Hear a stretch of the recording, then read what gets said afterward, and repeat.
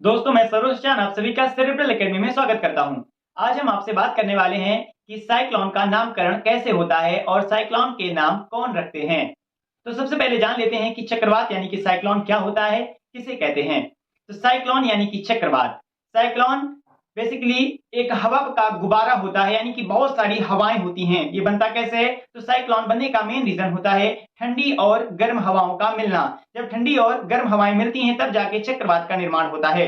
चक्रवात के केंद्र में यानी कि सेंटर में निम्न वायु दाब होता है, लो एयर प्रेशर क्रिएट हो जाता है। लो एयर प्रेशर के क्रिएट होने के कारण जो गर्म हवा होती है, यानी कि गर्म हवा के ऊपर उठ जाने के कारण वहां पर लो एयर प्रेशर हो जाता है, जिसके कारण उस लो एयर प्रेशर को बराबर करने के लिए बाहर की दिशा से यानी कि चक्रवात के केंद्र की ओर यानी परिध से बाहर की ओर से हवाएं आने लगती हैं। ये हवाओं की भयानक गति होती है, यानी कि ये हवाओं की गति बहुत तेज होती है। 180, 160 से 200 किलोमीटर प्रति घंटे तक की हो सकती है। ये हवाएं इतनी तेज, इतनी भयानक होती हैं कि समुद्र के जल को अपने साथ उठा लेती हैं, जिससे कि समुद्र की लहरें बहुत तेज हो जाती हैं। इसके बाद अगर हम देखें कि जो चक्रवात है ये उत्तरी गोलार्ध में किस प्रकार से घूमता है, तो जो चक्रवात यानी साइक्लोन होते हैं वो उत्तरी गोलार्ध में एंटी क्लॉकवाइज यानी कि घड़ी की सुई की विपरीत दिशा में और दक्षिणी गोलार्ध में क्लॉकवाइज घूमते हैं। उसी तरह से ठीक विपरीत होते हैं प्रति चक्रवात। जो प्रति चक्रवात होते हैं ये साफ मौसम के सूचक होते हैं। इनके आने से माना जाता है कि अब मौसम साफ होने वाला है। इसके बाद अगर देखा जाए जो पृथ्वी चक्रवात होते हैं वो उत्तरी गोलार्ध में क्लॉकवाइज घूमते हैं और दक्षिणी गोलार्ध में यानी कि साउथ हेमिस्फीयर में ये एंटी क्लॉकवाइज घूमते हैं। अब बात कर लेते हैं कि साइक्लोन का नामकरण कौन करता है। तो साइक्लोन के नामकरण की दो संस्थाएं जिम्मेदार हैं, जिसमें से क्षेत्रीय यानी कि रीजनल स्पेसिफिक यानी कि क्षेत्रीय विशिष्ट मौसम विज्ञान केंद्र और उष्णकटिबंधीय चेतावनी केंद्र।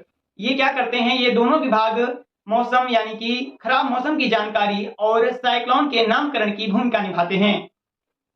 RSMC यानी कि क्षेत्रीय विशिष्ट मौसम विज्ञान केंद्र की पूरी विश्व भर में 6 केंद्र हैं, 6 संस्थाएं हैं। इसमें से भारत में भी एक है जिसका नाम है IMD, इंडियन मेट्रोलॉजिकल डिपार्टमेंट। इसमें 13 देश शामिल हैं, जिसमें से ये 13 देशों के लिए समय समय पर अपनी चेतावनियां जारी करता रहता है।